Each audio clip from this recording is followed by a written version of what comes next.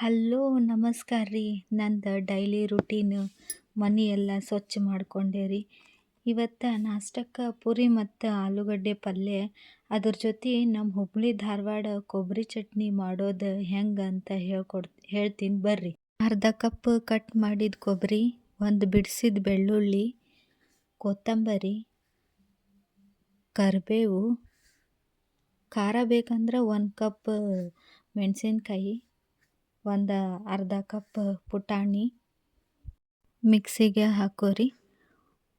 ಒಂಚೂರು ಅರಿಶಿನ ಪುಡಿ,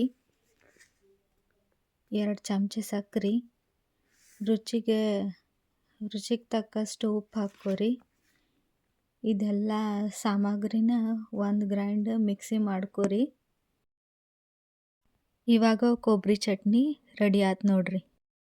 ಮತ್ತು ಇವಾಗ ಆಲೂಗಡ್ಡೆ ಪಲ್ಯಗೆ ಮಸಾಲೆ ಮಾಡೋದು ಹೇಳ್ತೀನಿ.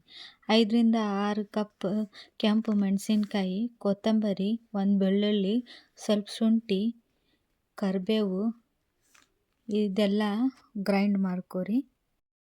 ಆಮೇಲೆ ಒಗ್ಗರಣೆಗೆ ಉಳ್ಳಾಗಡ್ಡಿ, ಟೊಮ್ಯಾಟೊ, ಪಾಲಕ್ ಸೊಪ್ಪು ಕಟ್ ಮಾಡಿದ್ದು, ಬೇಯಿಸಿಟ್ಟಿದ್ದ ಆಲೂಗಡ್ಡೆ ತಗೊಂಡು ಒಂದು ಬಾಳ್ಗೆಗೆ ಎಣ್ಣೆ ಹಾಕಿ, ಎಣ್ಣೆ ಕಾದ್ಮೇಲೆ ಸಾಸಿವೆ, ಜೀರಿಗೆ ಹಾಕಿ ಎಲ್ಲ ತರಕಾರಿ ಸ್ವಲ್ಪ ಬಾಡಿಸ್ರಿ.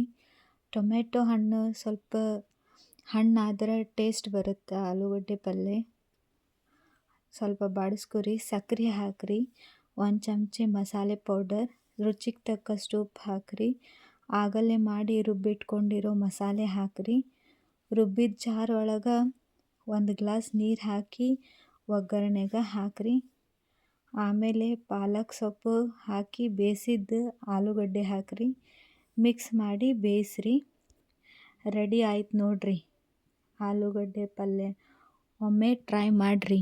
ಅನಾಹುತ ಟೇಸ್ಟ್ ಐತಿ ಅನ್ಸುತ್ತೆ. ಬಾಯಿ ಒಳಗೆ ನೀರು ಬಂತೇನ್ರಿ. ಇವತ್ತಿನ ವ್ಲಾಗ್ ಇಷ್ಟ ಆಯ್ತು ಅಂದ್ಕೊಂಡಿನ್ರಿ. ಹಂಗೆ ಬಡ ಫಾಲೋ, ಲೈಕ್, ಶೇರ್ ಮಾಡಿರಿ. ಜೈ ಶ್ರೀರಾಮ್.